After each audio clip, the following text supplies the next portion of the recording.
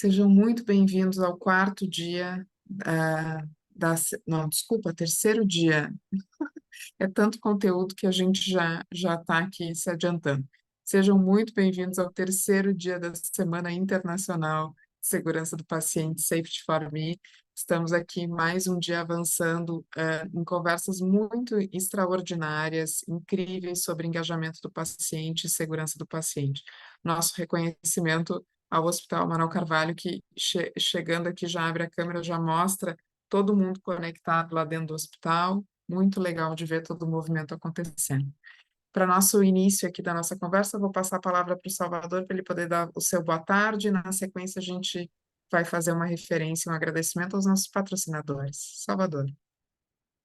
Boa tarde a todos, mais um dia sensacional aqui que nos espera, né? Vamos ter o privilégio hoje de ouvir um amigo recente que eu fiz em torno de um ano e pouco, né? O Dr. Daniel Cole, que é o anestesista e presidente da Anesthesia Patient Safety Foundation, que vocês vão conhecer, que eu estou tendo o privilégio de trabalhar com eles, né?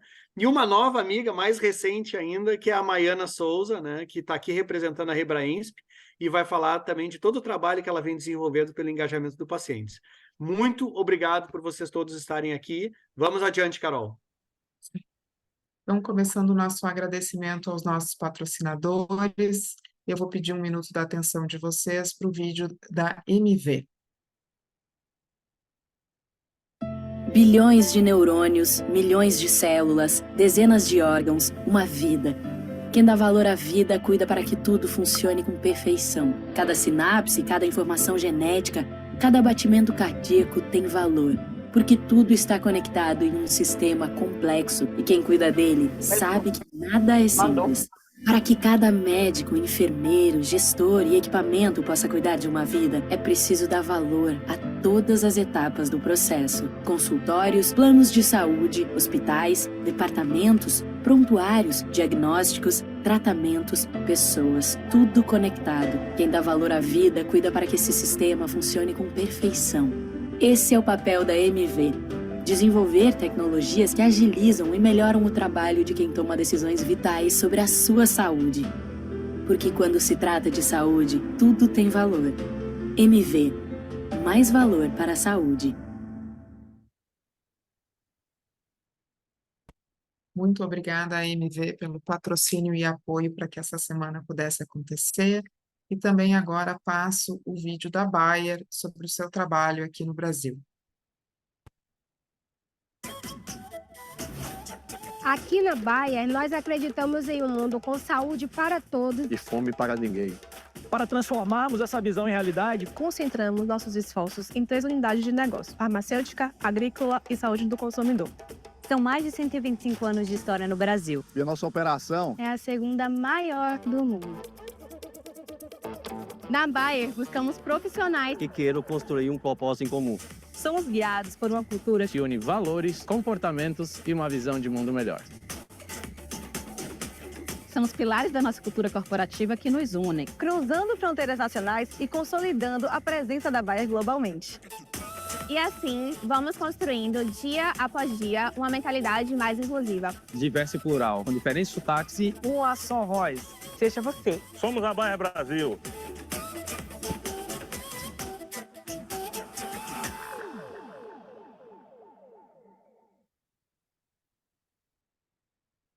Nosso muito obrigado à Bayer por todo o patrocínio e apoio, aqui representado pelo Gustavo. Gustavo, muito obrigada por toda a ajuda aí para que a semana pudesse estar acontecendo. Também não poderíamos deixar de agradecer o apoio da ONA, da Sobrasp e da Patient Centricity Consulting, nossos também apoiadores. Sem demorar mais, eu passo a palavra para o Dr. Daniel Cole, presidente da Fundação pela Segurança do Paciente em Anestesia, que vai contar um pouco da experiência da instituição no tema segurança do paciente. Dr. Cole, seja muito bem-vindo e, por favor, o palco é seu.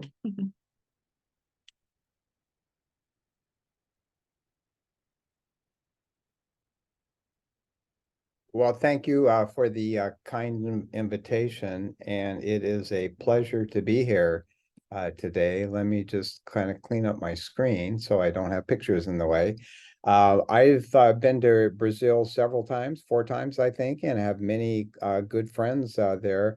I've always enjoyed my visits. One of the highlights was one year when I attended a party that had a feature of a soccer game between Brazil and Argentina. That was very, very interesting. On to the actual presentation. I've listed my email down below there, djcole@mednet.ucla.edu. If anybody would like to email me afterwards with questions, sometimes they arise after the presentation, please feel free to do so. I'm going to talk about perioperative medicine, not just the surgical or procedural part, but more or less the entire part of perioperative medicine. And I want to make it patient-centric, focused on how the patient views us, and again, connecting with the patient and doing patient engagement. And here we go. Surgery and procedures is a stressor on the system. And I think it's very, very important that we view our patients and optimally, just like you would run a marathon. Nobody, or maybe foolish people, would go out and run a marathon de novo without doing any training, but we prepare for it so that we build a reserve. We do things throughout the marathon to minimize injury or reduce complications, and we develop resilience within the individual going under a known stressor. That is how we view perioperative medicine, as a very integrated system, which again leads to best outcomes. I'm going to talk a little bit about context. This will be United States centric, but a lot of overlap occurs between processes and issues that are going on in the United States and Brazil. I'm also going to nest it in the broader context of the overall healthcare system. There will be a focus on perioperative medicine, but I want to know how we fit in to the overall system. I want to talk a little bit about trust and how important that is to the patient engagement. I will talk about safety and give you some familiarity with our foundation, the Anesthesia Patient Safety Foundation, and what we do. And then finally, I'm going to pick out one of our, and a favorite of mine, but one of our priorities would be perioperative brain health at the end. Again, nesting this in the overall big macro system. In the United States, these are not particularly new figures, but you can see that we spend more of our gross domestic product on healthcare than any other country, and by far more. And that is projected to, again, increase 5.4% for national healthcare expenditures, the expected GDP growth of 4.6%. So it's just getting worse as far as the money that we spend. And obviously, we want to spend wisely, but also the more that we can be frugal about how we spend and not spend on low value care, that allows us to direct our resources to things that have high value care. This is a report that was published maybe a year or two ago, and you can see within the United States healthcare system, it was projected that there are $1 trillion of improvement that could be done, or $1 trillion that could be redirected from things that are not in the patient's best interest to things that may be more higher value care. And down at the bottom, you can see underlined better systems and errors and preventable harm, which I'll define in a few slides here, were among the solutions to redirect some of our resources and dollars to things that have better impact on patients. Even though we spend more money on healthcare, you can see that there's many markers of quality healthcare, and you can see that we don't do so good as far as life expectancy at birth. And you can see that we have increased our life expectancy like other countries from 1980 on, but in the last couple of years, there's been a drop in the life expectancy. Some of that was due to COVID, some of it is due to accidents, but even in the last year, as the COVID pandemic has settled down, the life expectancy again has dropped. So by and large, within the healthcare system that we have, there is a lot of gaps that we can improve, a lot of gaps that we can close to improve the health and quality of patients. And here's a schematic. I'm not going to go over all of it, but you can see in that middle column, you can see what contributes to the health of our citizens. And that's what we're most important about. We don't want to take care of them just when they're sick, although we need a good system to take care of them when they're sick, but we also want to prevent sickness, illness, and give them high quality of life. And you can see the clinical care that we provide within hospitals and clinics account for about 20%, and it's a 20% contribution to the overall health of our nation's population. Social economic factors, physical environment, healthy behaviors contribute to the full 100%. That doesn't minimize the clinical care, because if I have chest pain and am having a heart attack, I want a high quality clinical care system that can take care of that, expeditiously. Let's move on to trust. And patients come in with a number of questions.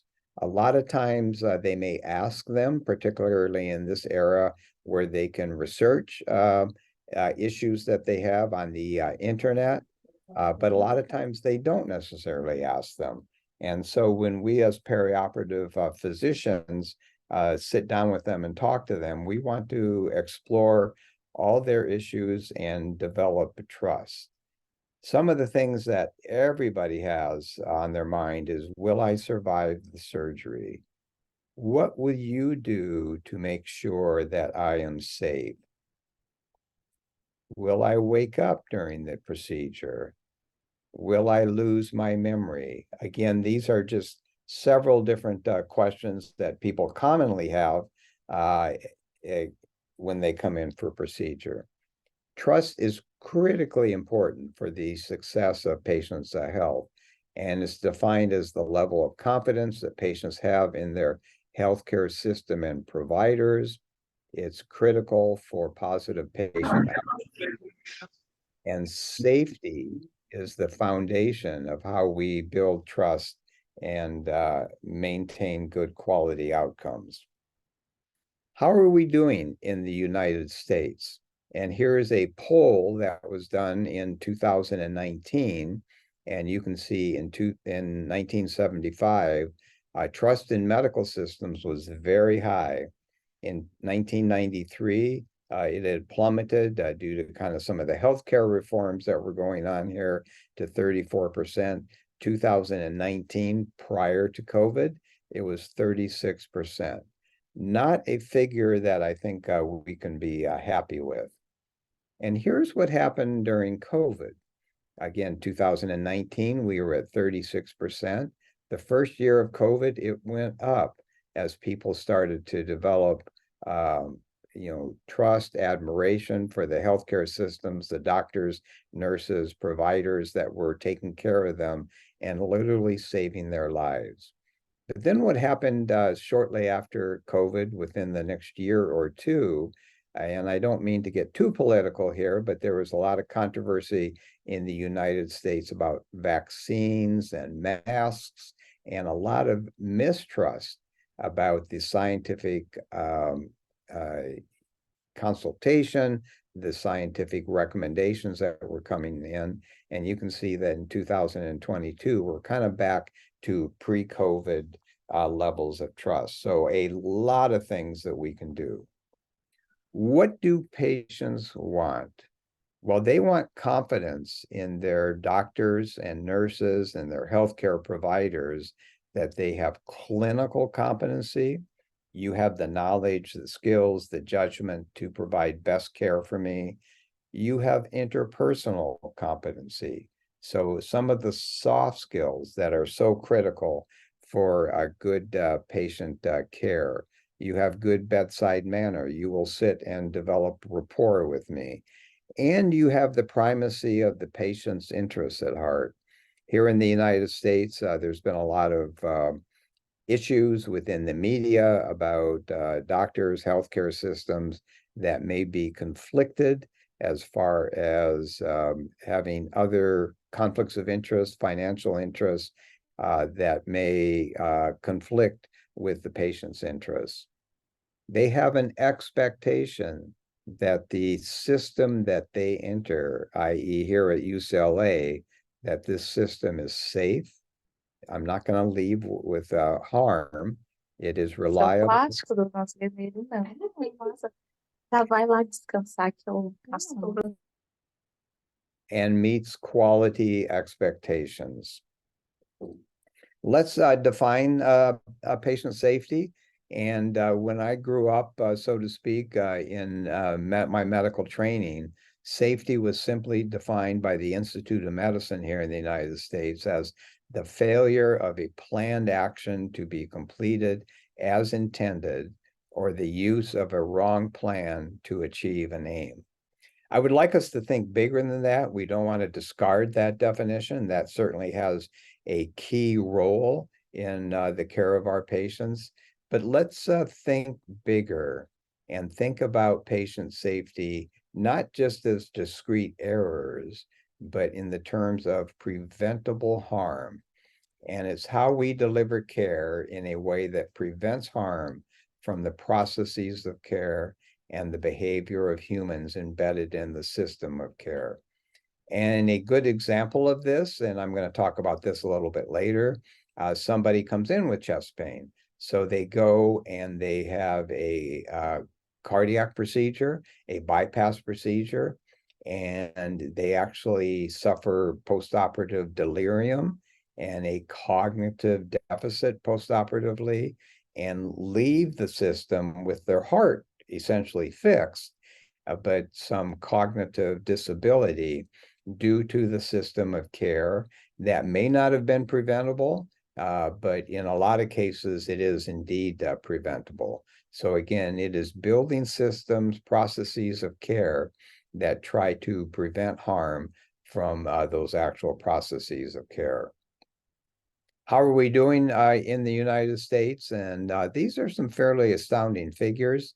In 1999, the Institute of Medicine published a landmark expose or a book called To Err is Human, where they said 98,000 people die in hospitals. And this is really some seminal work that put patient safety, gave it a lot of profile in the United States, allowed a lot of funding to develop that improved our processes of care. Between 2013 and 2021, there were several studies with limited methodology, but several studies that came out with an estimate of around 200 to 250,000 deaths occur each year in healthcare systems due to preventable harm. One even projected that to be as high as 400,000.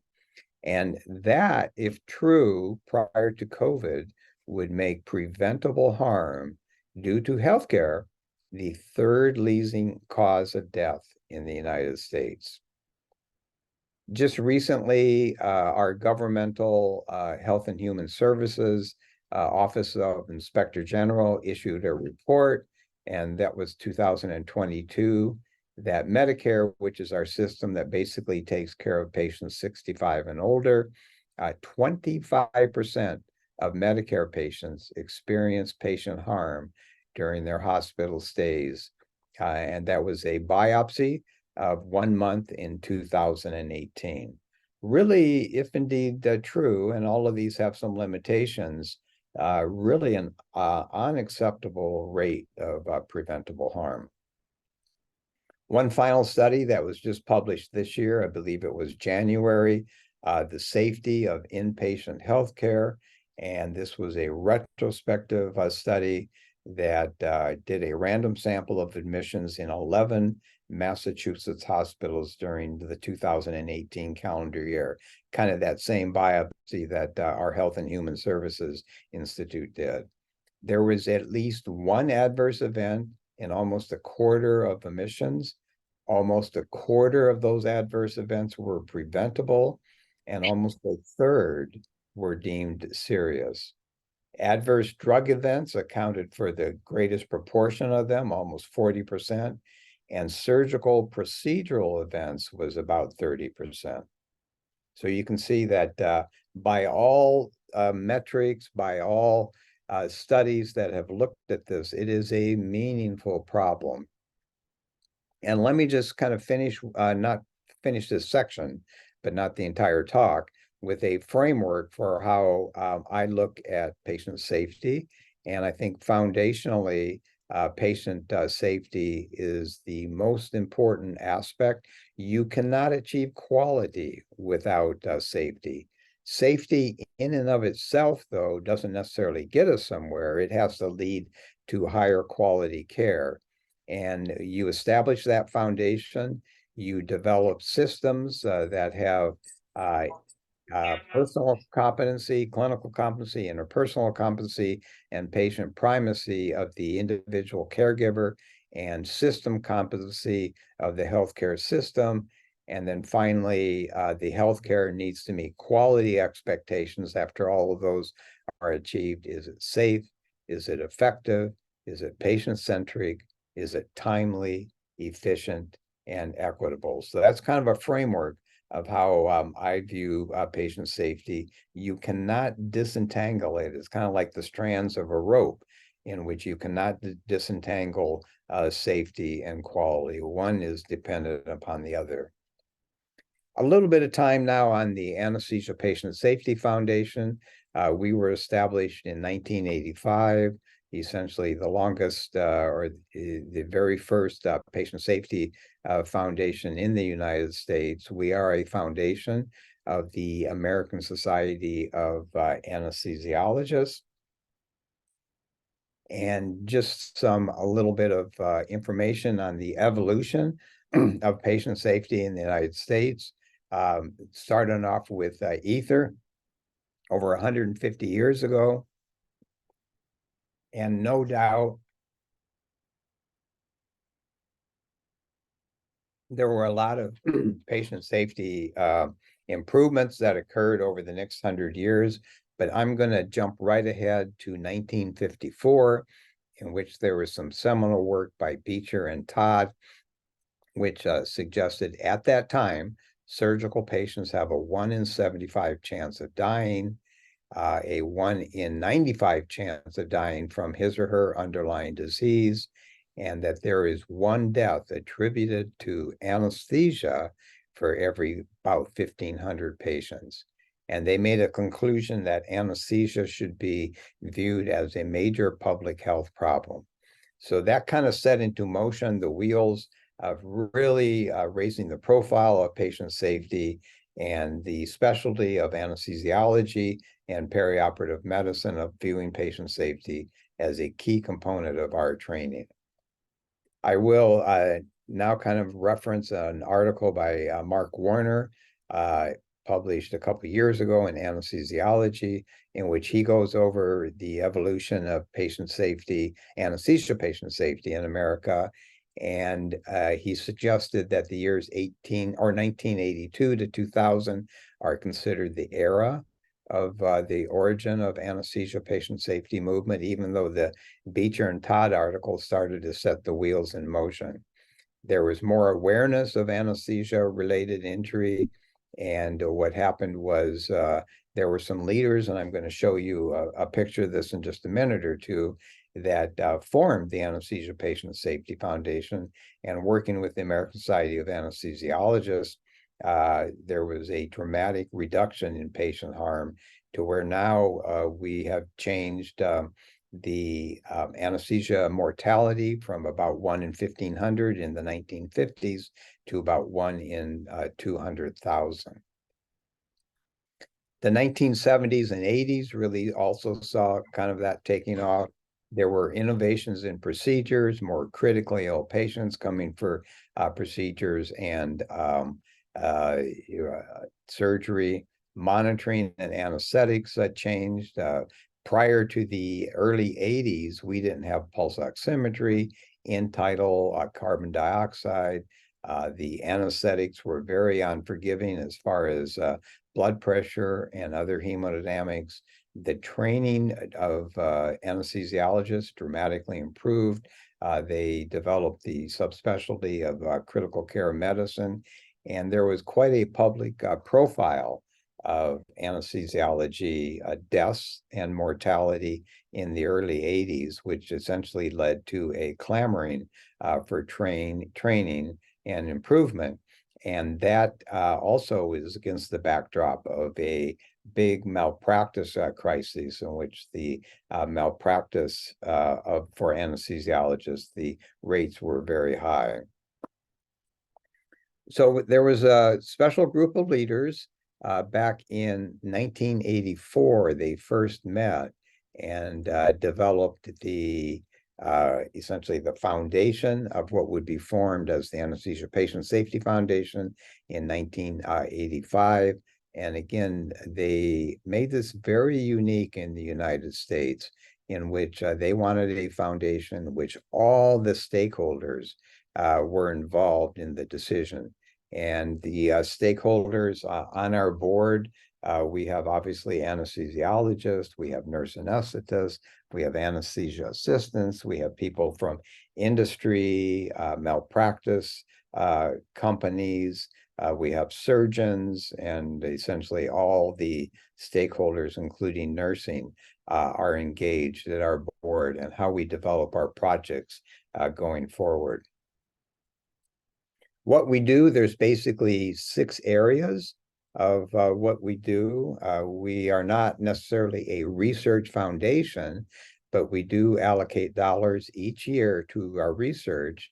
And over the past 40 years, we've developed probably 15, maybe $16 million in research grants specifically targeted to patient safety. We have education. We have education on our internet site, but I do want to highlight what we call our Stolting Conference, which Salvador just attended last September. And I'm going to have a slide or two on that a little bit later. But each year we pick a relevant patient safety topic, get a group of experts together, and they develop some recommendations for change within the United States regarding that conference. We have a newsletter that is free to everybody. It is actually read in every country in the world. It's translated also into 9 different languages, including Portuguese. And conservatively, 650,000 people read it each year. It could be as high as 1 million, but somewhere in that range. It's hard to keep a precise count. We collaborate very closely with a lot of different organizations. We feel like one person, one organization can't climb this mountain alone. And when we do things together, there are synergies that occur, so we can accomplish more, together in the best interest of the patient. We have a strong social media presence, but we also have a website, apsf.org. Please visit it if you're interested.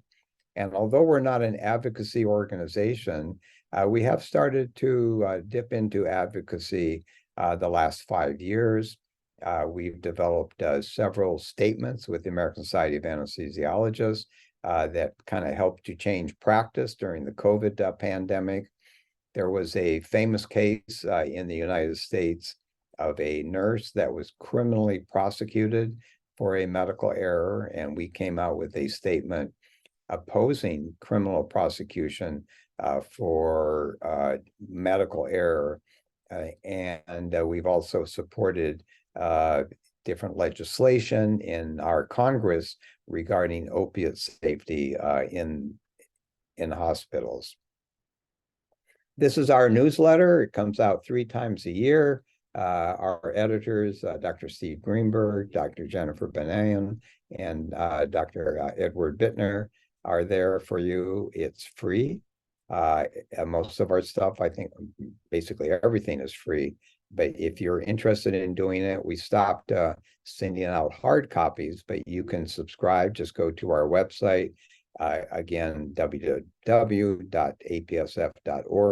and you can sign up and it will be sent to you via email. It is chock full of many, many different patient safety issues.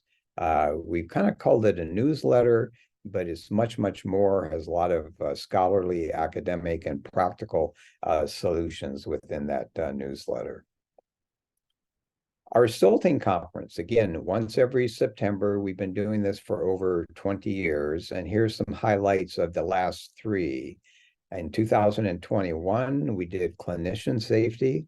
To care is human, basically talking about the workforce and having the best workforce and not a workforce that is subject to burnout and fatigue. Last year, we had a Stolting Conference on non-operating room anesthesia and office-based anesthesia, which is absolutely mushrooming here in the United States, and published recommendations in a journal. I believe they came out in May or June on the results of that conference. We just finished this month a conference on emerging technologies. And again, we hope to publish a manuscript that will have recommendations covering that. And that addresses the issue of artificial intelligence and wearable devices. Certainly, artificial intelligence is going to change the way that we do practice. It has great potential to do a lot of good things, but if it's not instituted correctly, there is potential for harm. And you can envision a world in the future where patients may be discharged earlier from the hospital after a surgical procedure, and they have physiological wearable micro sensors on their body that track different variables and would feed back into a central repository. And then artificial intelligence may pick out things that change. So on post-op day 3, patient X may have a change in their heart rate variability, just bringing up that as an example. And you would have a doctor or a nurse review that and say, we need to do an intervention. Well, it is just a small problem before it becomes a big problem. So again, this is a huge issue that is going to, again, change the way that we practice medicine. Next year, our meeting is going to be in Boston. It will be the 40th anniversary, not of our foundation, but of the meeting that occurred that established our foundation.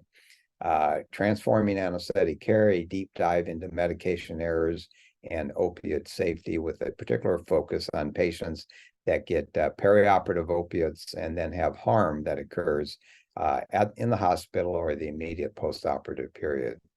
For the last 2 or 3 years, we've had our conferences virtually. So if you are interested, we expect next year that there will be an option if you go to our website where you can attend this conference virtually and listen in on the presentations and have input into our recommendations. Again, just go to our website if you're at all interested. It is September 4 or 5, 2024. We did one standalone conference last November on perioperative hypotension. And any of you that treat perioperative patients, particularly intraoperatively, know that hypotension occurs frequently and it induces harm. Here down below, you can kind of see a curve here that was published, and you can see that the ideal would be kind of a mean arterial pressure of around 70 or 80, much above 80, the mortality starts to go up, and much below 65, the mortality also goes up. But what happens is when a patient suffers from perioperative hypotension, there's a lot of patient factors that increase risk for perioperative hypotension. Those aren't necessarily well appreciated. And so having a system where you define a high-risk patient, what are the thresholds for interventions? A mean arterial pressure of 65 in a healthy 25-year-old may be different than a mean arterial pressure, and likely is different in a patient that is 75 with coronary artery disease. They may need a higher threshold. And we don't monitor what really counts is end-organ perfusion and oxygen delivery. And then what are the complications that you're trying to avoid? What other information do I need as a clinician to make the appropriate decision? Is it just blood pressure? For instance, those of you that practice, if the blood pressure is low, I could give something to improve that blood pressure and treat a number, get a number in order, but it actually may induce harm if indeed this patient had a low volume and I'm just further vasoconstricting and causing harm to the kidney and intestine. And then finally, what are the appropriate interventions based upon the information that I get, and what are the improvements in the information that I get? One final thing to present would be our patient engagement initiative. The last 2 or 3 years, we've been trying to include patients on some of our advisory panels and reach out and establish two-way dialogue with actual patients. And this is a picture of Salvador, who we've worked together for the last 1.5 years, presenting at the American College of Surgery Quality and Safety Conference on some of the work that he's done with this. And this is a almost ready for release presentation that a patient can look up, and it's a patient's guide to anesthesia and surgery. And Salvador would be the person to ask if you want to ask some more details. We have developed 10 priorities that we focus our resources on. Those would include clinical deterioration, culture of safety, medication safety, teamwork, NORA or non-operating room anesthesia, infectious disease, perioperative brain health, airway management, clinician safety, and emerging technology. I'm going to talk for a minute or two on the culture of safety, just a 50,000-foot overview, and then I'll spend a little extra time on a favorite topic of mine that is becoming more well appreciated, perioperative brain health. Patient safety culture. On the left-hand side, you see the narrative review of what it is. On the right-hand side, you see a schematic. And this is published by the Agency for Healthcare Research and Quality here in the United States. A patient safety culture is the values, beliefs, norms, and behaviors within a system that promote patient safety. And you can see they are rewarded, supported, expected, and accepted. Those are the behaviors of within a system. And this culture cannot just occur at one level, but it needs to occur at all levels, from the unit or the bedside to the department, organization, and system levels. Patient safety culture is critically important to move forward with eliminating preventable harm. And patient safety culture is also very integrated into system thinking. And again, if we should focus on patient safety improvements at the system level and understanding the interconnectedness of all the individual components with the system and applying that knowledge to improving outcome. Culture is the basis for how we design workflows, how we improve workflows, and adopt technology to actually improve outcomes. So let's switch to the older adult and perioperative brain health. Back when I did my training, the mortality from anesthesia was reasonably high. And so there was an appropriate focus on, is the patient dead or alive postoperatively? That sounds very crude, but that was the focus. It is no longer enough to just focus on dead or alive, although we want to get past that barrier, obviously, but to think about the health span of that patient and integrating them back into that big macro system of health. Patients after a surgical procedure or a interventional procedure want to return to at least their baseline or better functional health, baseline or better cognitive health, and baseline or better psychological health. And that should be the focus of our improvements going forward. How are we doing? Published last year in JAMA Surgery. This is a cohort of almost 1,200 major surgeries, identified in almost 1,000 community living participants. The 1-year mortality of these older patients was 13%. Almost 1 in 7 essentially died within a year after surgery, which would at least lead to some questions about what are we doing with these interventions. What's not known is how many might have been dead within a year without the surgery. But risk increases with age, frailty, emergency surgery, and patients that have a diagnosis of dementia. So again, we've got some gaps to close on how we deal with these older patients. The aging brain, there are things that normally happen. There's atrophy, decreased neurogenesis, neurotransmitter imbalances, dysfunction of the blood-brain barrier, and something called inflammaging, which is a chronic state of inflammation. And this is just a kind of depiction of somebody, and as I'm sure it's happened to most everybody in this room. You know, I came into the kitchen, but I can't remember why I came here. But darn it, that song from the 80s just started going off in my mind. And so that is kind of the normal process of aging in most patients. What we did when I was actually president of the American Society of Anesthesiologists in 2015-16, we decided to address perioperative brain health. And we came upon addressing delirium as a very measurable thing that we could make a focus on. I'm going to give you some figures that came from the American Geriatric Society expert panel, now about 7-8 years old.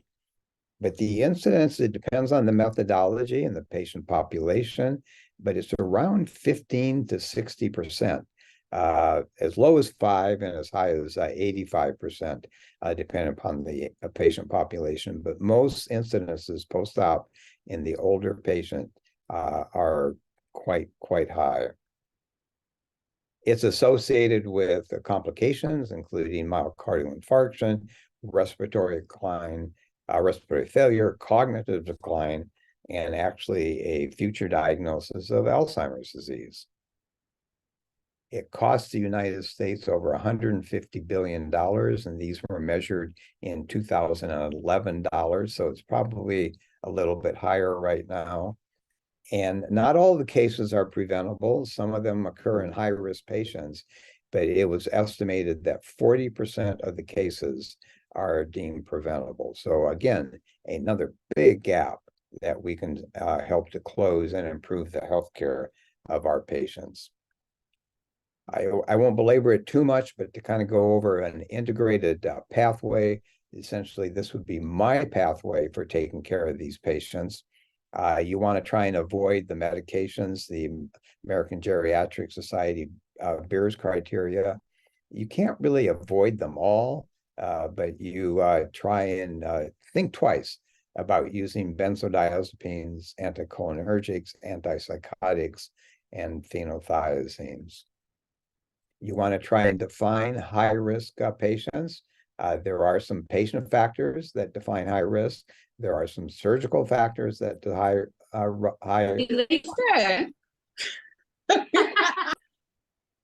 define high risk. You can do screening tests like the mini-cog exam. Frailty is an excellent screening test for developing, predicting complications in general. Rehabilitation, and I'll talk a little bit about this later, is something that is resource intensive, but it does have a positive effect. Interoperative factors that we think about would be the depth of anesthesia and not overdosing frail brains on anesthetics and avoiding hypotension. And then finally, post-operatively, you want to try and reconnect them with their family, reduce pain, good sleep hygiene, and I'm going to pick that out and show you a slide a little bit later on that. But sleep hygiene is underappreciated as a treatment for post-operative cognitive dysfunction. Get good physical activity as soon as you can. If they wear glasses and hearing aids, get those reestablished so they have good sensory input, and get them home as quickly as possible into familiar surroundings. So here would be a prehabilitation pathway for building cognitive reserve. And again, this is my interpretation of the data. You can see the silver would be a baseline cognitive reserve that is defined by non-modifiable risk factors, such as genes, your kind of basic biology, and your age. But then there are some modifiable risk factors that you can work on preoperatively to improve your cognitive reserve, which are actually good things to improve for your quality of life as we age. That would be healthy behaviors, improving your executive function, and social, environmental, and economic factors. If I were putting together a prehabilitation program, these are some of the things that I would focus on. Good exercise, sleep hygiene, again, is critically important. Not only is it critically important in the perioperative milieu, but it's also critically important for healthy aging for all of us. A good diet, weight loss if you are overweight, stopping smoking, good treatment of hypertension and diabetes, and really limiting the medications, particularly those on that Beers criteria list that I showed you. A lot of data recently on sleep and how it affects the brain. And here's just one representation. And this is as far as Alzheimer's disease, not necessarily perioperative function, but it can be applied to the perioperative function. A study of patients 65 to 85 years of age. And you can see the PET SUVR, which is a basis for amyloid burden, which is thought to be one of the mechanisms for how Alzheimer's occurs. But you can see the amyloid burden decreases as somebody gets between 6 and 9 hours of sleep. And below 6 or above 9, it starts to increase. The mini mental state exam also increases. This is a good score. So the higher the score, the more functional you are. If somebody's getting between 6 and 9 hours of sleep, less than 6, negative, greater than 9 could be negative also. But this is just an indication in a large cohort of the population of the sleep that most people need. And then finally, I'm going to close with what I think is a future healthcare epidemic. Is actually here now, the epidemic of Alzheimer's disease, and how we might think of that in the perioperative environment. In the United States, you can see 2020, 6.1 million individuals have Alzheimer's disease, projected to more than double by the year 2060. And you can see that it is actually age dependent. So the people 65 to 74, not much, but as we have the gray tsunami, as it's been called in the United States, of patients getting higher and higher, you can see that the older age patients are at greater risk. But what's more important would be mild cognitive impairment in older adults. And this may be something that is a prelude to Alzheimer's disease. And you can see that that goes up as the age goes up to where 80 to 84 patients ages, about a quarter of those have mild cognitive impairment, and the risk factors for mild cognitive impairment. And these patients come for surgeries. The patients with frank Alzheimer's come a lot less, at least here in the United States. And the dilemma that I don't think is well understood, this is the normal pathology of Alzheimer's. And you can see that amyloid is laid down 20 years before a patient also gets a diagnosis of dementia. The tau-mediated neuronal injury a little bit later than amyloid, and then structural brain injuries. And then you finally get into this area of mild cognitive impairment, and then frank dementia, which occurs. So by the time you see this area and you've diagnosed somebody with dementia, it's been going on for 20 or 30 years. And the question is, you get somebody that comes in with a cognitive function right here on this curve. Now, that may be somebody that has a normal aging and has some resilience to the perioperative stress, or it could be somebody that is pre-symptomatic on their way to slide down this steep curve.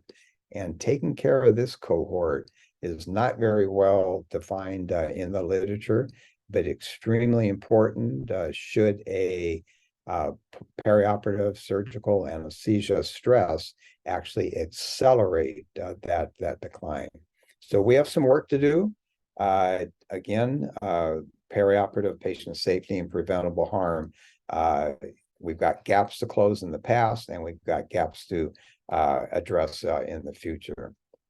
Finally, it is a tall mountain for us to climb, and quality healthcare cannot be achieved without robust systems of safety. Every patient, every human being, I think, has a right to healthcare that is safe, reliable, and free from harm. And I'll close with a quote with our founder, G. Pierce, Ellison C. Pierce, who you saw in that picture earlier. Patient safety is not a fad. It is not an objective that has been fulfilled. It is an ongoing necessity. It must be sustained by research, training, and daily application. And thank you for your time. And I guess we only have 2 minutes for questions, if there is, if you want to go ahead with those. Dr. Cole, thank you very much. It was a really brilliant presentation. Thank you for taking your time to share your thoughts and the great work of APSF. I would like to start saying that it's been a great honor for myself to, being a healthcare professional that worked with patient safety, to get in contact with APSF and learn a lot about the work that you do and learn about the culture of the country. So I would like to explore a couple of questions with you. The first thing is that we are having a big movement in Brazil about changing the payment system, trying to change from the fee-for-service model to the value-based care more, pay for performance, or whatever system is. So because we consider this is one of the main things to really, the incentives can improve the quality of the system. That's one of the things that we really agree.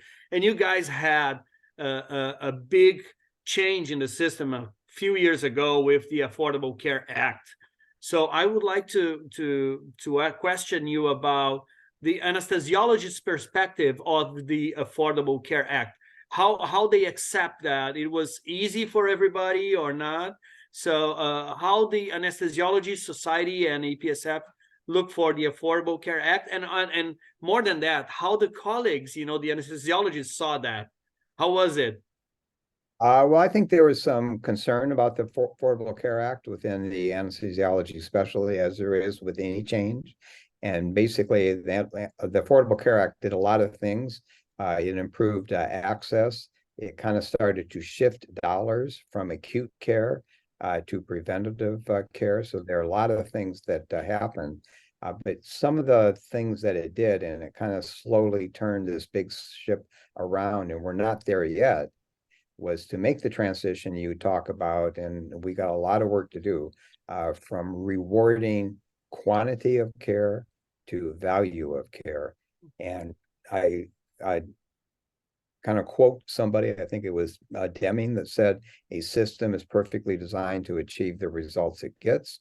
And when you have a system that achieves or rewards quantity of care, that's what's going to happen.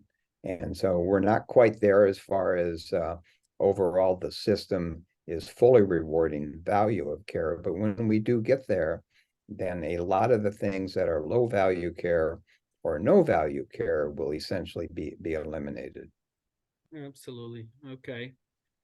The other thing that I would like to ask your thoughts about is that, and this is a very recurrent topic on our conversations in Brazil, because when I look to the operating room, I can see the very champion of patient safety, which is the anesthesiologist, and on the other side, I would say the hardest healthcare professional to work with is the surgeons. And it's sometimes this relationship is kind of tricky. And I can say that because I'm a surgeon, so I have no problem saying that. So how do you figure that, Dr. Cole? How is that movement going in the United States so far? Are the surgeons more willing to get in the patient safety movement? So the acceptance of the checklist and all the protocols are how can I say that, more accepted so far? How is that happening so far in the United States? So I would say it's not perfect, but it's dramatically improved over the last 10 to 20 years. And I think the teamwork aspect and the focus on the patient's interest is important. And I think a common discussion I'll have is with a exceptional head and neck surgeon who wants the blood pressure kind of on the low side to minimize bleeding.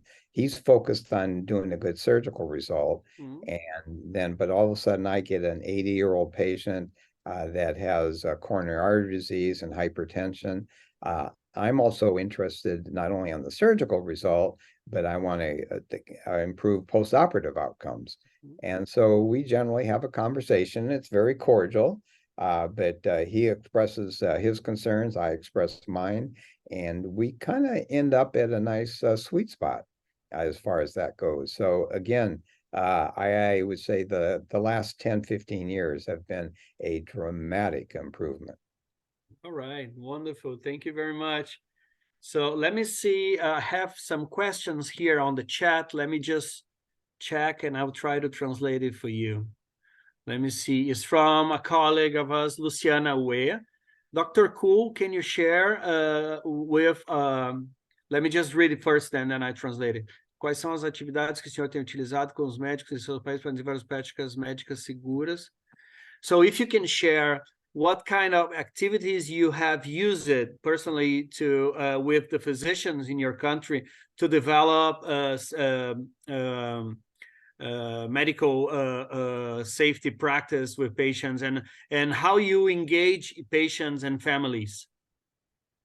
So we heretofore, prior to like maybe 3 years ago, we've been focused on improving patient care with a connection, an engagement with the practitioner. So helping them to improve their care with patients. And we do this by having a lot of educational material. We do this with our conference and putting out recommendations. We do this in collaboration with the American Society of Anesthesiologists and putting out a lot of educational material, raising the profile of issues. So there's a lot of different mechanisms. The newsletter also is one of them. The last 2 or 3 years, we've kind of made the turn as to say that we also need to engage patients. Patients need to have that voice at the table so we can understand where they are coming from, but also provide them some education from a respected organization, not just some place they get on the internet, as far as questions they should ask when they undergo procedures and surgeries. And that really is a result of your work You may even want to comment on that question too, how crucial that is going forward, that their voice be heard.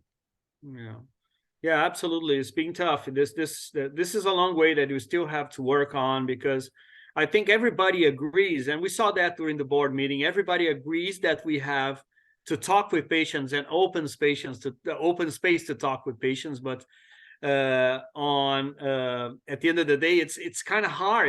I think it's a shift for us to be very transparent and talk about our failures and our mistakes. So I think I consider that, Dr. Kuo, as a process. We are learning to do that, and you said that very well. It's the cultural thing. We have to change our beliefs and reset the way we work. I believe that's my personal opinion. Yeah. Wonderful.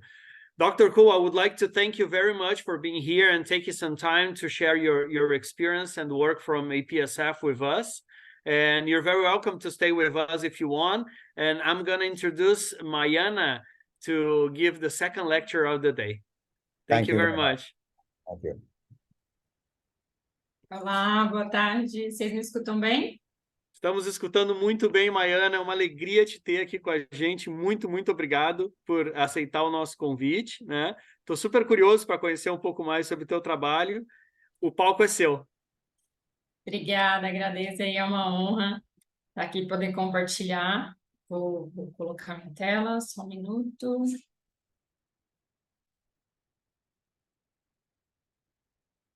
Estão vendo a apresentação? Está no modo de apresentação? Está ótimo, tá no modo de apresentação, querida. Muito obrigado. Obrigada. Então, eu sou a Maiana, só fazer uma apresentação aqui, sou enfermeira de formação. Atuo nessa parte de qualidade e segurança desde a iniciação científica na faculdade, e eu fiz um mestrado na Universidade Federal de Goiás com essa temática de segurança do paciente, que foi ali na análise de eventos adversos. Depois eu acabei fazendo doutorado, mais especificamente nessa parte de engajamento do paciente na segurança do paciente. Então, vocês podem imaginar que eu estou bem feliz com o tema desse ano, do Dia Mundial de Segurança do Paciente, uma causa aí que eu acredito bastante. E hoje eu vou compartilhar aqui com vocês o fruto do meu estudo de doutorado. Amor, vem cá um pouquinho. Desculpa, tem alguém com o áudio ligado. Que a gente fez aí uma adaptação transcultural e validação de um instrumento bem completo que avalia especificamente o engajamento do paciente na segurança do paciente em organizações de saúde. Então, passando aqui, acredito que vocês já falaram em algum momento aí sobre esse tópico, mas o referencial que a gente usou de engajamento do paciente é esse, que é o envolvimento de pacientes, familiares e acompanhantes ou cuidadores atuando ativamente junto aos profissionais de saúde em diversos níveis do cuidado. Deixa eu só ligar meu cronômetro aqui para eu não me perder, tá, gente? Por favor, me avisem que eu não estou vendo vocês. Atuando, então, ativamente em diversos níveis do sistema de saúde e diversos mesmos para melhorar a qualidade do cuidado. E, apesar de ser um tema aí com uma grande disseminação atual, especificamente nesse momento, né, já havia sido uma estratégia publicada pela própria Organização Mundial de Saúde em 2004, quando teve ali o lançamento da Aliança Mundial para a Segurança do Paciente, que eles publicaram esse programa específico de pacientes para a segurança do paciente. E no Brasil mesmo, o próprio Programa Nacional de Segurança do Paciente, ele trouxe ali como um dos seus 4 eixos o envolvimento do cidadão na sua segurança. Então, já era falado sobre esse assunto, timidamente, mas já era. E aí, vocês também já devem ter visto, recentemente a Organização Mundial de Saúde publicou esse Plano de Ação Global de Segurança do Paciente, pegando 2021, o período de 2021 a 2030, que institui uma visão e filosofia de zero dano evitável. E ali eles elaboraram, né, colocaram 7 objetivos estratégicos. Então, imaginem o quanto foi difícil determinar somente 7 objetivos estratégicos para um objetivo tão ousado. E o 4º foi ali, especificamente, engajamento e capacitação de pacientes e família para ajudar na promoção de cuidados de saúde mais seguros. Então, fica clara aí a relevância e nada mais justo que a Organização Mundial de Saúde colocar, então, esse Dia Mundial para celebrar esse momento e para provocar, né? Para colocar todos nós aí, clamar por apoio para que a gente coloque esse movimento de uma forma bem ativa. E aí o slogan de elevar a voz do paciente. E o link com a segurança, porque o paciente ele pode atuar e ser engajado em diversas frentes, e o link com a segurança ele é muito nobre, né? Porque ele acaba sendo uma barreira ali para evitar a ocorrência de eventos e para evitar óbitos, consequentemente salvar milhares de vidas. E, às vezes, com a cultura que a gente tem, as pessoas acabam menosprezando esse potencial, né, do paciente familiar, mas o que a literatura mostra é que eles são capazes, sim, de identificar riscos e soluções, porque eles são as únicas pessoas presentes em todo o cuidado, né? Então, tudo que acontecer com o paciente, ele vai estar ali presente. Com isso, eles acabam testemunhando todos os acontecimentos e eles observam circunstâncias que os profissionais de saúde geralmente não conseguem ver por estarem ocupados ou pelas demandas ali, ou até pela rotina. Então, com isso, eles reconhecem esses problemas dos serviços e acabam sendo um repositório de informações críticas e valiosas. E aqui só um estudo por cima, colocando aí que o impacto é notável, e estudos já mostraram uma redução potencial na incidência de eventos adversos de até 15%, salvando inúmeras vidas. Quem trabalha com eventos adversos com segurança sabe o quanto 15% é um número alto, e na famosa teoria aí do queijo suíço, do James Reason, eu sempre falo, essa última fatia não é o técnico de enfermagem, não é o profissional que está ali na linha de frente, é o próprio paciente, porque ele precisa de oportunidade para a gente conseguir fazê-lo aí ser ativo nessa promoção do cuidado. E a gente tem diferentes métodos para engajar o paciente e sua família. Vai desde da básica, né? Educação, capacitação e fornecimento de informações, até para ele se empoderar, saber que ele tem esse papel também. A gente tem alguns estudos mostrando instruções direcionadas a uma determinada atitude em resposta a uma situação específica.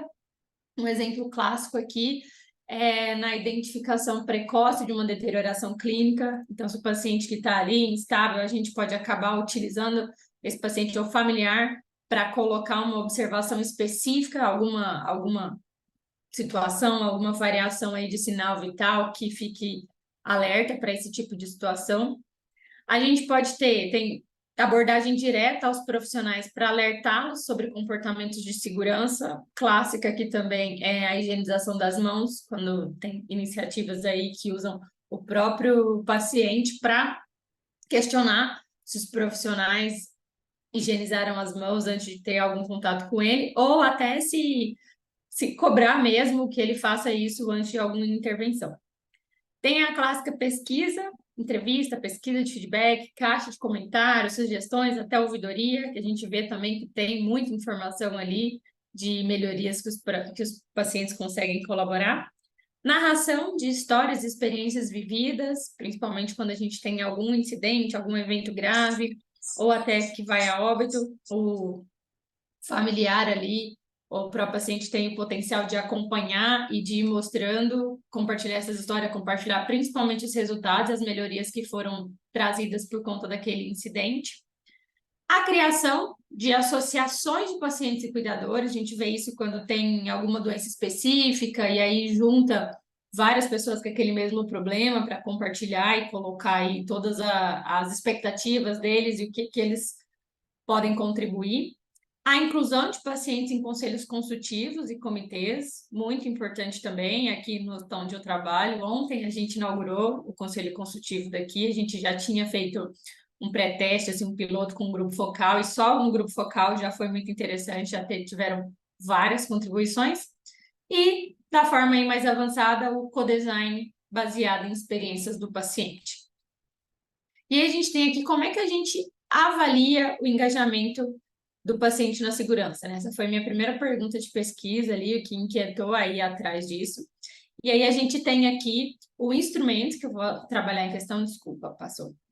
Que foi um instrumento, ele está publicado aqui nessa revista, e ele foi de uma tese de doutorado de uma aluna do Canadá, então até para me colocar aqui, porque eu sou a autora. Eu fiz um doutorado de sanduíche, não sei se todo mundo conhece o termo, mas é uma forma de incentivo aqui que a gente começa o doutorado aqui no país, vai para algum país onde esse assunto, esse tema é mais relevante, estuda lá e volta e conclui aqui. E aí eu fui para o Canadá, para a Universidade de Montreal, e lá fui orientando, né? Minha co-orientadora de lá é a Marie Pascale Pomei, que é uma estudiosa desse assunto, e uma aluna de doutorado dela, que é a Úrsula, tinha desenvolvido o instrumento, vou contar a história, mas ele inicialmente foi desenvolvido na França, ou no Canadá, na Quebec, que é uma província francesa. Depois eles fizeram a adaptação para o inglês, para fazer um estudo no Canadá inteiro, e eu fiz a tradução e validação desse instrumento em inglês para o português. Então, ele foi publicado, aqui tem o instrumento na íntegra, e a gente vai acabar detalhando ele aqui. Como o engajamento do paciente ele tem sido evidenciado como um importante fator na promoção de segurança do paciente, a gente acaba tendo uma necessidade de compreender e analisar esse processo, né? Porque, por enquanto, começa ali só com a parte teórica, mas chega em algum momento que a gente precisa avaliar, precisa medir, precisa, de fato, ter um impacto disso. E, em termos científicos, verifica-se que a avaliação do engajamento na segurança do paciente ela tem sido mensurada por alguns instrumentos específicos que acaba focando em alguma intervenção, não necessariamente de uma forma abrangente. Eles não capturam uma estratégia geral de sistema em todos os níveis de governança.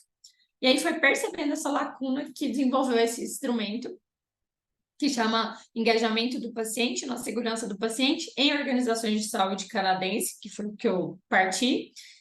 E considerando aí o direcionamento dessas estratégias de engajamento voltadas para a melhoria da qualidade, existe uma escassez de estudos já global, principalmente depois quando a gente vai olhar aqui no Brasil, que avalie esse fenômeno bem como uma ferramenta específica para a gente conseguir fazer uma análise concisa ou compreensiva. E aí, além disso, então, a gente usou essa deficiência, essa raridade de estudos para trazer para o Brasil, para trazer para o português brasileiro, na verdade, um instrumento que faça aí essa avaliação. Então, aqui só justificando por que a gente usaria esse instrumento no Brasil. Tem poucos estudos que oferecem ferramentas validadas, destinadas a investigar e avaliar ações direcionadas a esse fim. Existem instrumentos específicos, né, como eu comentei, mas que não pegam em todos os níveis do sistema para ter um impacto maior. Esse instrumento, ele avalia os 3 níveis, então ele passa ali do clínico, do organizacional, estratégico e político, vocês vão ver que ele é bem completo. E aí a gente seguiu nessa linha de doutorado, porque a tradução e a validação do instrumento tem demonstrado ser uma medida confiável, então tudo bem ele ter se desenvolvido no Canadá, com a validação a gente consegue replicar aqui no Brasil sem nenhum prejuízo. E aí a gente acaba com o objetivo de gerar um questionário capaz de produzir, além de avaliar, ele é capaz de produzir conhecimento sobre iniciativas. Eu mesma, quando estava traduzindo, não imaginava que tinham tantas iniciativas assim disponíveis nesse tema e, consequentemente, melhorar aí a qualidade do cuidado. Então, um pouco do histórico, como eu falei, a primeira versão ela foi elaborada em 2017, em Quebec, no Canadá, na língua francesa. E depois foi necessário expandir a utilização desse instrumento para o Canadá, e aí foi adaptado para a língua inglesa. Quem fez foi a Universidade de Montreal, em parceria com o CPSI, não sei se todo mundo conhece, mas é uma organização também bem potente, bem entrosada com o tema de segurança do paciente no Canadá. E esse questionário ele foi distribuído em 10 dimensões e 5 seções. Então, a gente tem ali as 10 dimensões, passa por características demográficas, níveis de experiência, incentivos da instituição, estratégias, modelos, nível de intervenção, estrutura e recurso, atividades, processos, fatores, resultados e melhorias. E ali, sintetizado em 5 seções. Então, seção 1, que faz perguntas de identificação demográfica da organização e dos próprios entrevistados. A 2, que tem perguntas gerais relacionadas à segurança do paciente. A 3, que avalia especificamente processos de engajamento do paciente em atividades, estratégias, estruturas e recursos. E a 4, que fala de processos de segurança do paciente. Mesma coisa, atividades, estratégias, estrutura e recursos. E, por fim, o contexto e o impacto. Então, a fase 1 do estudo foi ali a fase de tradução e adaptação cultural. A gente seguiu as orientações fornecidas pelos próprios autores do instrumento, que acabaram se baseando em outras metodologias. Não vou me atentar muito nessa etapa, tá? Que eu acho que não é o que vai mais agregar valor, mas teve ali 2 tradutores para... Acho que no próximo eu detalho melhor. A gente teve ali a fase do preparo, que foi de preparar toda essa documentação, depois a tradução, que foi feita por 2 tradutores independentes. Esses tradutores, a língua materna deles é o português e possuem domínio no inglês, feita de forma paralela e independente. Depois a gente fez o processo de retrotradução, que é pegar alguém que é do Canadá, mas que fala português, para retroduzir. A gente comparou as traduções para ver se tinha ali a similaridade, a equivalência. Depois fez um pré-teste com 9 organizações de saúde aqui do país. Elas foram escolhidas por conveniência, que eram organizações que tinham um selo de acreditação canadense, né, por entender aí que a Quimento avalia os mesmos padrões de qualidade lá do Canadá. E a revisão, que foi feita do início ao fim, sempre colocando com o comitê de especialista, e a documentação. Depois, aqui só sintetizando, então, como é que foi esse processo, bem metodologicamente detalhado. Depois a gente teve a fase 2, que é a validação de conteúdo, que a gente fez aí, utilizando a técnica Delphi. Não sei se todo mundo conhece, mas é uma técnica utilizada para validade de conteúdo, que a gente juntou um comitê de especialistas, e nesse comitê de especialistas a gente tinha profissionais com experiência na temática de engajamento do paciente, eles foram recrutados via CNPq e LinkedIn, e aqui tinha também um paciente parceiro. Os critérios para esses profissionais participarem era ter atuação na área de segurança do paciente, ter experiência com o engajamento do paciente e ter produção científica relacionada ao tema. Na seleção, a gente pegou aí 7 especialistas, atendendo aí a recomendação da própria técnica Delphi, que fala de ter no mínimo 5 e no máximo 10, e aí foram compostos por 3 médicos, 2 enfermeiros, uma biomédica e um paciente parceiro, para ajudar ali a gente a ter a perspectiva do lado de paciente mesmo.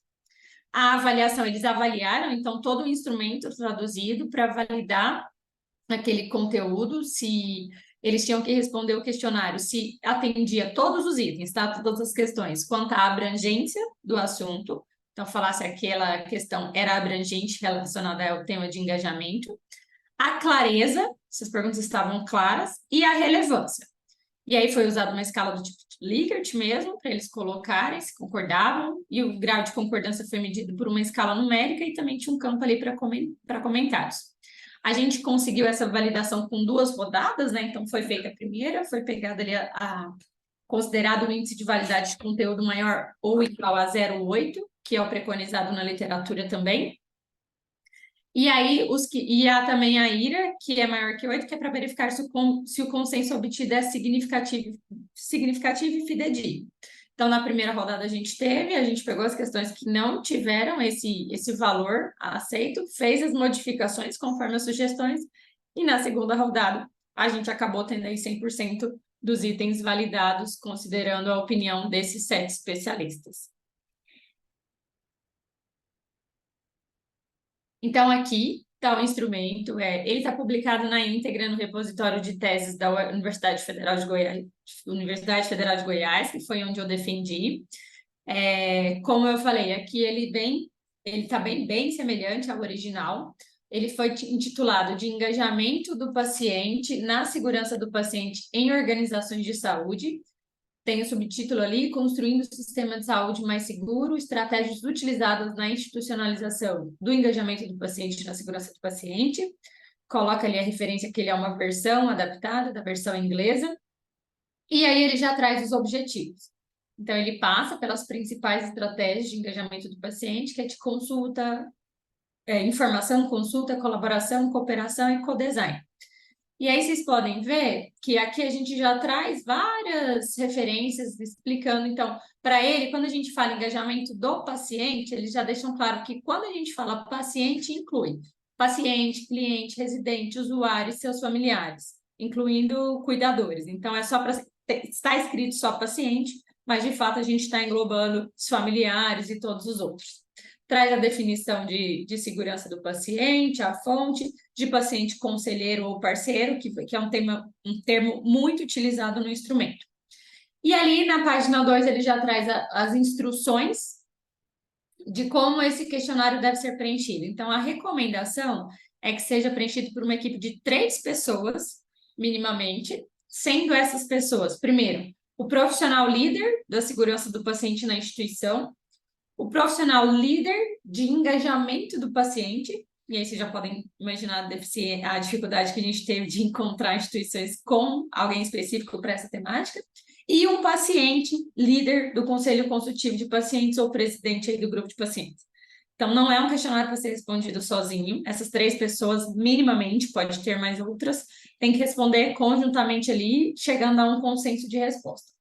Aqui coloca também algumas observações que, em circunstâncias especiais, o questionário também pode ser preenchido por uma pessoa de cada vez, depois, do mesmo jeito, chegando no consenso.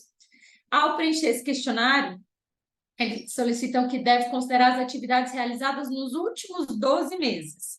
Então, não é um questionário aí para você aplicar pensando, a gente já fez isso há 5 anos atrás. Não, existe um período de limitação aí de 1 ano. As informações mantêm o sigilo e o tempo aproximado para completar o questionário varia entre 45 minutos e 1 hora. É um tempo extenso, mas vocês vão ver que o questionário ele é extenso, mas é a forma que a gente quis de ter um instrumento completo, bem abrangente aí para pegar todos esses pontos do engajamento do tópico. Então, aqui na parte 1, é simplesmente a caracterização da organização, para a gente conseguir fazer uma análise multifatorial, depois você se comparar, inclusive, então, só o estado, se a organização de saúde é público ou privada, o nível de complexidade, a especialidade da organização e o tempo de permanência de pacientes, que a gente vê aí mudanças quando é um paciente mais que tem uma internação menos longa do que um que tem uma média maior do que 30 dias. Ali pergunta, certifica, né? Quem é que na organização está respondendo, e se na própria organização tem o líder de segurança do paciente, o líder de engajamento e o líder do conselho consultivo. Depois a característica dos respondentes, né? Se os 3 estão participando da resposta. E ali a caracterização dessas pessoas encarregadas. Então, qual que é o cargo, qual que é o tempo que a pessoa está nesse cargo, qual que é o nome da área que ela está trabalhando, e o tempo que ela atua nessa organização em tempos e meses. Aqui entrando, então, de fato, nas perguntas, a seção A é de perguntas gerais. Então, aqui tem ali a descrição, que é a descrição geral do programa, processo relacionado ao engajamento do paciente na segurança do paciente. Então, ele traz essas questões gerais. A primeira pergunta é se a organização tem programas, iniciativas ou atividades relacionadas ao engajamento. Depois, se a organização tem um conselho consultivo de paciente ou algo semelhante. Se tem um processo formal para engajamento do público. Se a organização mede ou mensura a experiência do paciente, e obviamente com um processo formal. Se há questões relacionadas a segurança do paciente nas pesquisas sobre experiência do paciente, então não é só aquela experiência que a gente olha de ouvidoria igual para saber se ele foi bem atendido ou não. Tem perguntas de segurança do paciente nessa questão da experiência.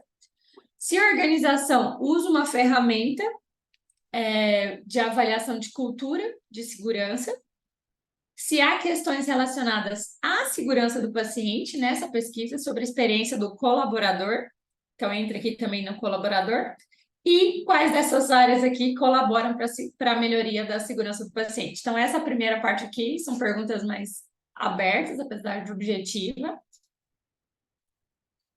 A seção B, ainda continuando dentro de perguntas gerais, ele questiona a questão de recursos, os recursos que contribuem para o engajamento do paciente na segurança.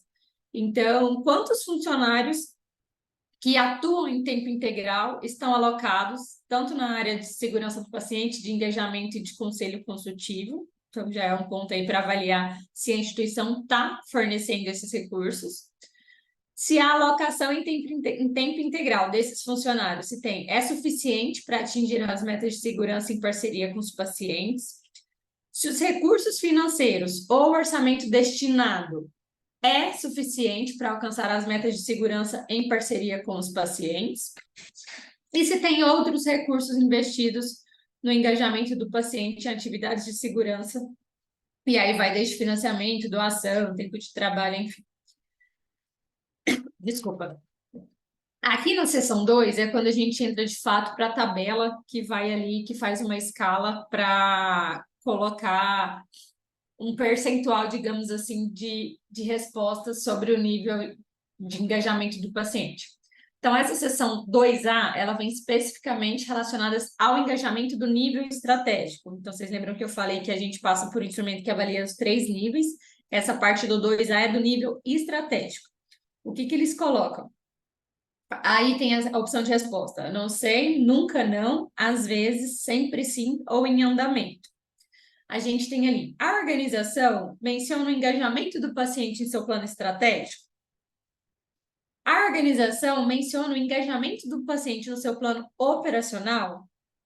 Eu acho bom quando a gente vai fazendo essas apresentações, as instituições já começam a se encolher assim, né? Nossa, esqueci desse detalhe, isso aí realmente tem que começar a falar igual a gente começou a falar de segurança do paciente, a gente tem que começar a falar agora de engajamento. A organização inclui indicadores de engajamento do paciente nas mensurações de seu desempenho, por exemplo, o Balance Scorecard. A organização possui um programa de reconhecimento ou premiação de iniciativas exemplares de engajamento do paciente. Vocês estão vendo que é puramente estratégico mesmo, do quanto a instituição se preocupa com isso. As solicitações de financiamento exigem que os pacientes conselheiros participem da proposta e ao planejamento desse programa? Vamos ter paciente na definição do planejamento estratégico. Pacientes conselheiros participam do desenvolvimento do plano estratégico da organização? O público, o cidadão, participaram do desenvolvimento do plano estratégico da organização, que ele é diferente do paciente único e do público da organização. Então, aqui para fechar a 2A, olhando assim, gente, eu acho... Parei aqui. Olhando assim, para a gente, tá? E estou colocando uma opinião generalizada. Do Brasil parece algo muito, muito distante ou até ilusório, e eu vou falar que não é, tá? Porque nesse estágio de doutorado de sanduíche que eu fiquei lá no Canadá esses 6 meses, é muito real isso aqui. Tipo assim, a gente estava fazendo uma visita no hospital e eles explicando lá e me mostraram lá, eu falei, nossa, que janela maravilhosa, né? Essa daqui do quarto. E a diretora falou assim, foi um paciente parceiro que sugeriu. Então, se o paciente parceiro participou do projeto arquitetônico do hospital. Vocês entenderem como isso é real lá, como eles de fato vivem essa estratégia. Aqui na seção 2B, a gente vai para a parte de engajamento do paciente na parte operacional, no processo de nível organizacional. Então, começa a perguntar se há um banco de dados de pacientes conselheiros no nível organizacional, se tiver, especificar qual outro tipo de banco de dados ou qual esse número de pacientes conselheiros que a instituição tem no banco de dados dela, se o número de conselheiros engajados na segurança do paciente, para colocar o quanto eles atuam nessa temática também. Aí começa, se há um processo padronizado para selecionar um paciente conselheiro, não é só pegar aquele paciente que é fofo, que é ativo, se tem um processo de seleção, recrutamento e seleção padronizado para fazer um paciente se tornar um paciente conselheiro, e aí se tem quantas seleções foram gerenciadas no ano passado, se existe treinamento de engajamento do paciente para profissionais de saúde, se ele está disponível, se há recursos para apoiar o engajamento do paciente, se recursos para apoiar o engajamento estão disponíveis aos profissionais de saúde, né? Então não é só ali cobrar, precisa ter esses recursos disponíveis. Se tem recursos para apoiar o engajamento do paciente disponíveis para os próprios pacientes, se a gente investe nisso com eles também. Se tem recursos para apoiar o engajamento do paciente aos pacientes conselheiros que já estão formalizados ali na instituição. Se os pacientes conselheiros fazem parte do processo do conselho de administração. e se pacientes conselheiros fazem também parte do planejamento operacional. Então, aqui a gente sai um pouco da estratégia, vem mais para o nível organizacional e fecha por aí. Aí a gente entra na seção 3A. Na seção 3A, as perguntas são mais relacionadas à segurança do paciente. Desculpa, passei de novo.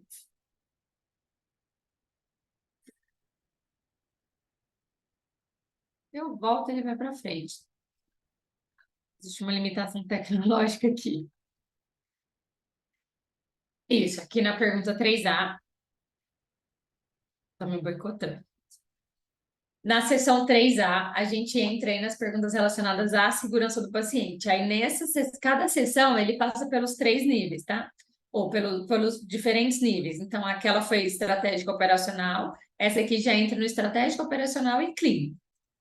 Então, pensando aí no nível estratégico, a pergunta é: o plano de segurança do paciente menciona o engajamento do paciente? Aí já começa a provocar todo mundo aqui que trabalha com qualidade de segurança, que faz todo ano o plano de segurança do paciente, que a gente tem que apresentar para a Anvisa, e aí já cutuca. Tá falando em algum momento lá sobre engajamento do paciente? É um plano do setor? A organização possui uma política formal de disclosure.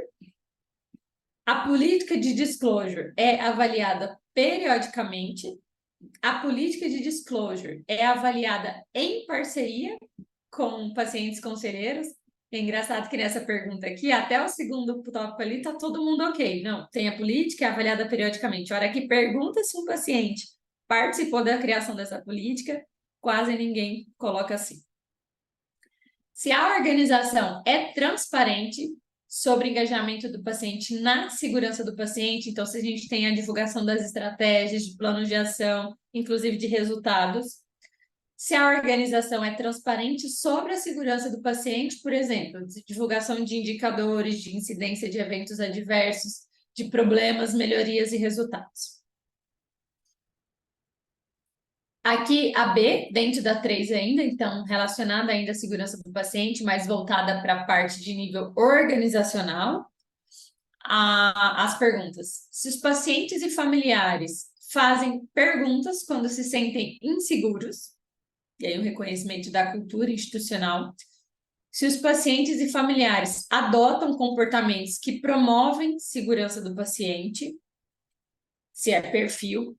Se pacientes e familiares notificam incidentes, incluindo quase erros, né, os near miss, as quase falhas. Se o sistema de notificação aí colocar obrigatório, voluntário. Se pacientes e familiares participam da análise de incidentes, e ali é participar da análise, que seja como entrevista ou até na discussão.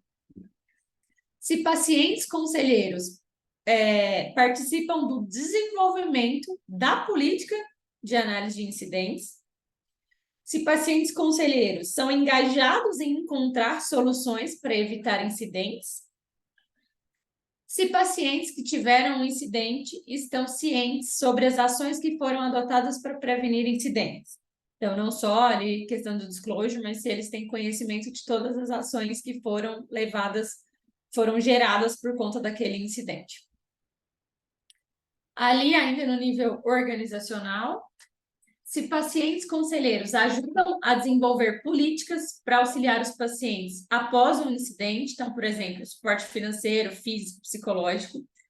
Se pacientes conselheiros fornecem apoio ao paciente e à família afetada por um incidente. Quando a instituição tem esse paciente parceiro, né, essa figura, eles podem, inclusive, apoiar na comunicação de novos incidentes, na análise ali, para os pacientes que são acometidos por esse dano. Então, até uma forma de ter uma empatia maior e que eles vão saber já se colocar no lugar do outro, falando que também passou por isso e dando ali um retorno de como isso aconteceu. Se a cultura da instituição, a cultura de segurança, é imparcial e justa, de não culpar nem expor as pessoas. Se os pacientes conselheiros participam do comitê ou do núcleo de segurança do paciente. Se pacientes conselheiros participam de outros comitês que têm impacto aí na segurança do paciente, conforme os comitês da instituição. Se pacientes conselheiros são engajados em grupos de trabalho focados na melhoria da segurança. Aí é uma pergunta específica do último trimestre. No último trimestre, a alta administração participou de discussões para detectar e prevenir riscos relacionados à segurança, até para mostrar ali se aquilo está engajado na liderança da instituição. Se a equipe do comitê ou núcleo de segurança do paciente é treinada em engajamento do paciente. Se pacientes conselheiros fazem parte do mesmo treinamento sobre engajamento do paciente, então, o mesmo treinamento que os profissionais recebem sobre engajamento do paciente, se também tem esse treinamento junto ali com os pacientes conselheiros. Se a equipe de engajamento do paciente, se tiver separado, é treinada em segurança do paciente.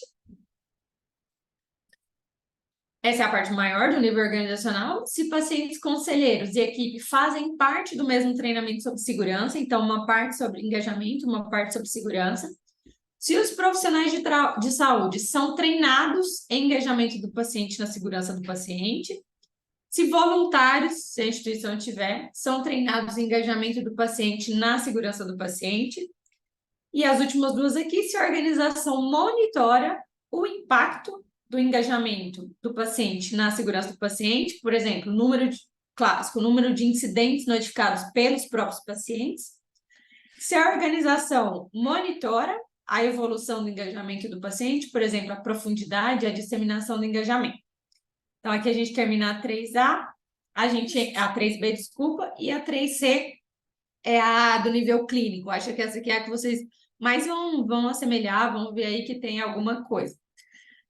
O nível clínico, se pacientes são engajados em seu plano de tratamento clínico, acho que a gente tem muito avanço, hoje você já vê muito aí, quando a gente tem uma instituição com essa iniciativa. Se pacientes são engajados na prevenção de infecção relacionada à assistência à saúde, se pacientes são engajados na prevenção de incidentes relacionados à medicação, e eu vou falar que o instrumento original, ele tinha só essas duas perguntas, e aí pensando aí do nosso programa nacional, a gente foi incluir os outros 4 protocolos de segurança, né, para ficar completo.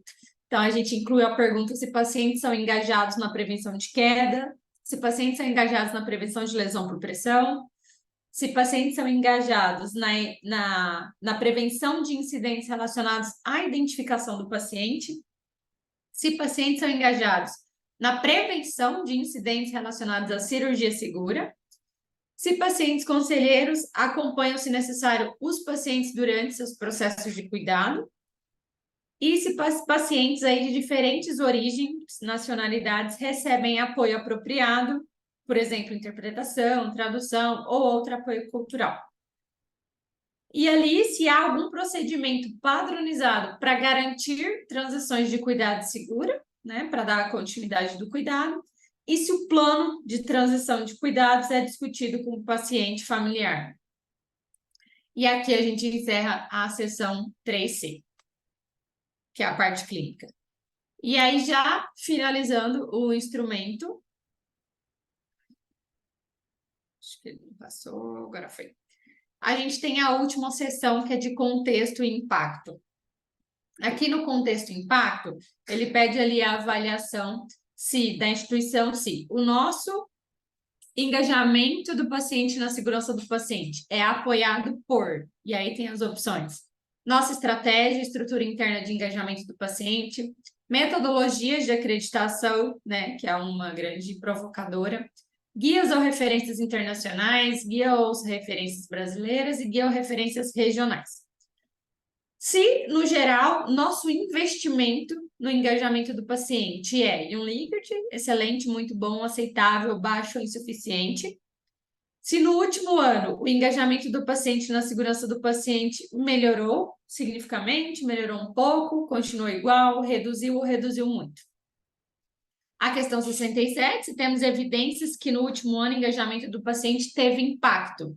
E aí a gente tem as opções de respostas: positivo, neutro, negativo e não sei. Então, desfechos de segurança, segurança na medicação, prevenção de iras, de quedas, de lesão por pressão, de identificação do paciente, de cirurgia segura. continua em continuidade do cuidado, notificação de incidentes de segurança, disclosure, experiência do paciente, experiência do colaborador, cultura de segurança e redução de custos. E ali a 68, que é praticamente a última pergunta, coloca ali quais fatores que influenciaram o engajamento do paciente na segurança do paciente no último ano. Então, a tabela de resposta é se esse fator foi facilitador, se ele promoveu, se não teve efeito, não teve impacto, se foi um dificultador ou não sei. Então, aqui a gente entrou com legislação sobre engajamento do paciente, legislação sobre disclosure, legislação sobre notificação, legislação sobre melhorias, outra legislação, padrões de engajamento do paciente, padrões de segurança do paciente, financiamento externo, apoio externo, pesquisa e desenvolvimento e a pandemia Covid-19, que esse estudo foi desenvolvido bem durante a pandemia e foi engraçado que algumas respostas vieram ou que era o facilitador ou que foi até dificultador. E o facilitador deixa curioso, né? Mas foi um momento ali que a gente, por conta do isolamento, precisava dessa atuação, desse movimento do próprio paciente.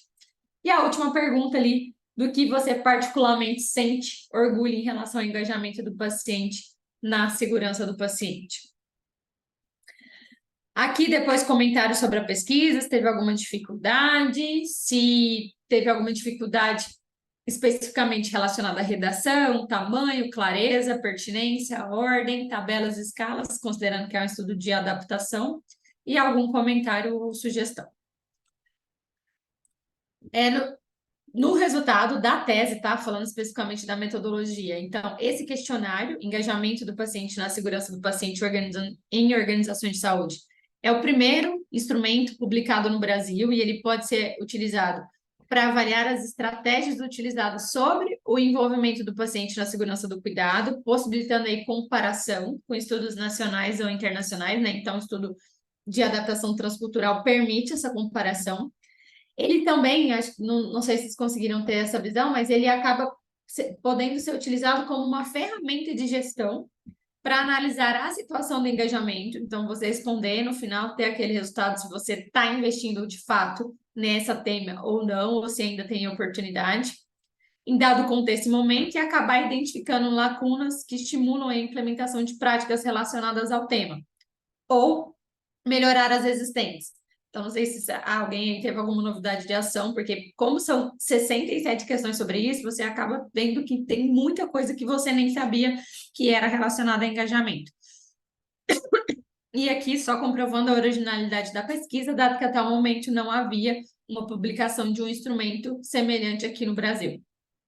E não posso deixar de falar das limitações, que com a pandemia da Covid-19, as organizações de saúde, no momento do pré-teste, elas acabaram tendo ali todos os esforços voltados para a gestão dos profissionais, todo mundo sabe o caos que foi viver aquilo, e acabou inviabilizando a aplicação desse instrumento de investigação em ampla escala, porque a ideia nossa era fazer o pré-teste com as 9 organizações e depois aplicar em ampla escala no Brasil, mas por conta da pandemia não foi possível nesse momento, mas será em um próximo, para a gente ter uma avaliação aí já inicial, uma avaliação diagnóstica de como isso está no Brasil.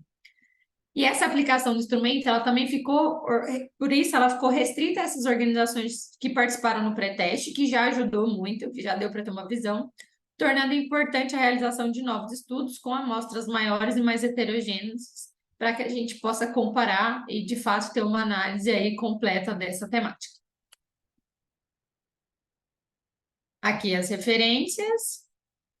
E obrigada, deixo aqui para perguntas, trocas e qualquer questionamento aí ou dúvida sobre o questionário.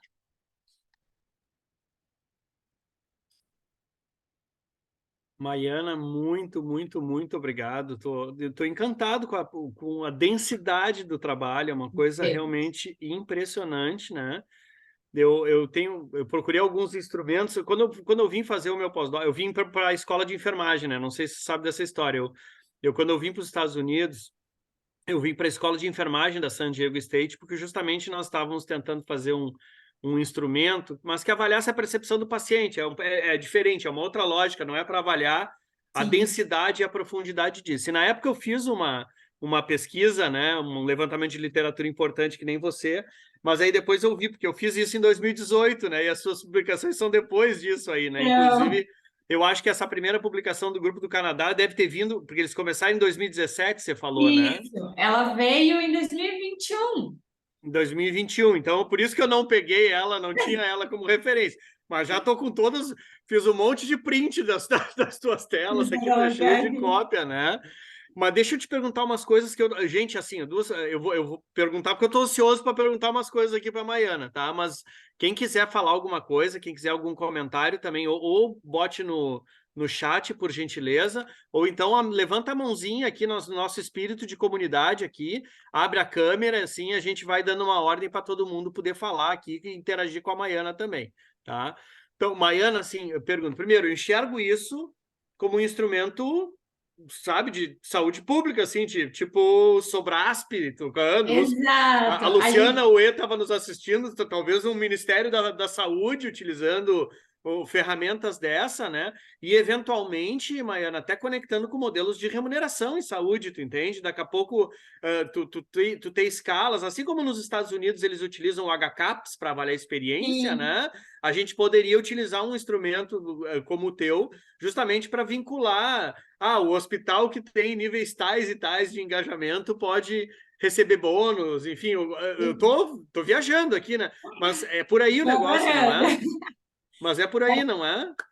Salvador, inclusive, assim, é porque, de fato, ali, a pandemia me complicou bastante na conclusão de tudo que a gente queria fazer, porque a ideia, no final, era até para a gente conseguir essa ampla escala, conseguir o apoio do Ministério, como já foi feito com outros estudos, de aplicar esse instrumento e ter aí um engajamento da parte do governo mesmo, porque com isso a gente ia conseguir ter uma avaliação melhor e, inclusive, estimular, porque, assim...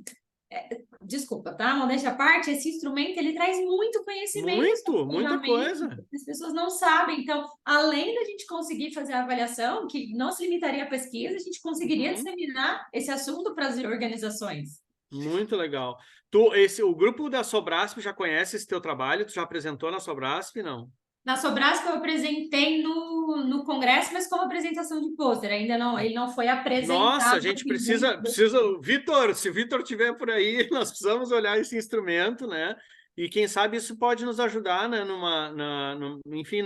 Dentro da própria Sobrasp, a Sobrasp está fazendo esse levantamento dos núcleos de segurança, né? Sobre toda essa parte de notificação, enfim, eu vejo de novo como uma força motriz aqui da gente poder mudar mesmo o sistema, né? Utilizar ele como uma força que impulsiona a mudança no sistema.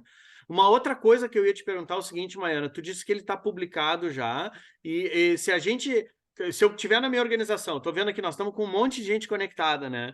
E as pessoas fazem lá análise de cultura organizacional, de segurança, daqui a pouco elas querem incluir essa pesquisa junto, né? Para ver engajamento de paciente e tal, que eu acho que tem tudo a ver fazer uma coisa junto com a outra, né?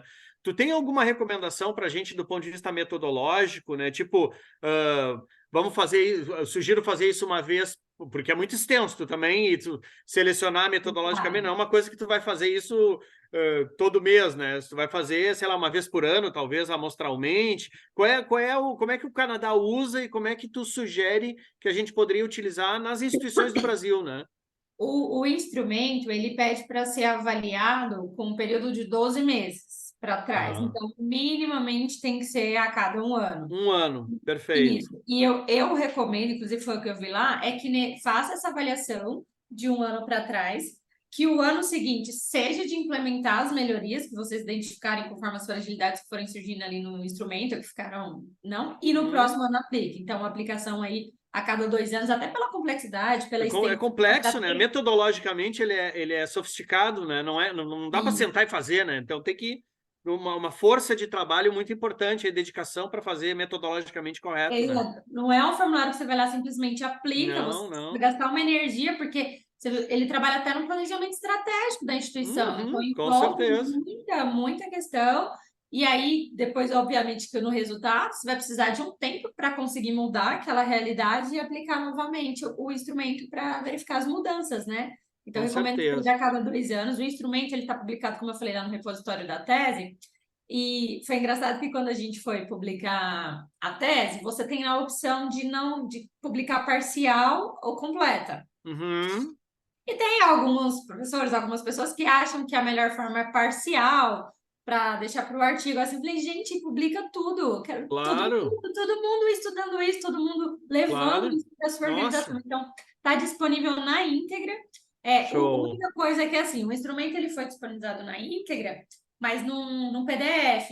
Na hora de aplicar, tem que ser formato eletrônico. Não pode ser papel, mas para facilitar a análise dos dados, a gente jogou no SurveyMonkey, mas vocês podem fazer no Google Forms e qualquer outra. Daí você sai com os resultados todos tabulados também, para te facilitar, senão é uma loucura, só para também não ficar ali no papel.